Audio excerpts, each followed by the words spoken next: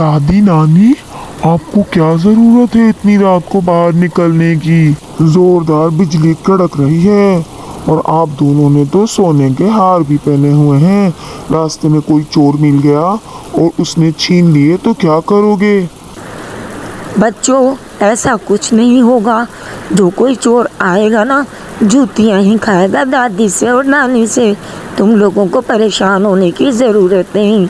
हमारी एक दोस्त की तबीयत ठीक नहीं, हम वहाँ जा रहे हैं, जल्दी आ जाएंगे।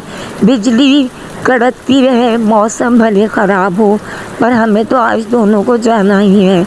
दादी नानी, आप किसी की बात तो मान लिया करें ना। माहौल ठीक नहीं, ऊपर से आप दोनों ने गोल्ड के सेट पहने हुए हैं। अरे बच्चा, जो कोई हमें परेशान करेगा या हमसे हार छीनने की कोशिश करेगा तो हमें जूतियाँ और डंडे मारेंगे। बात सुनो, दुआ करना हम खैरियत से वापस आ जाएं। जी दादी, हम दुआ करेंगे। अपना ख्याल रखिएगा, मौसम बहुत ज़्यादा ख़राब है। दादी नानी तो अपनी ही बात मनवाती हैं दीदी।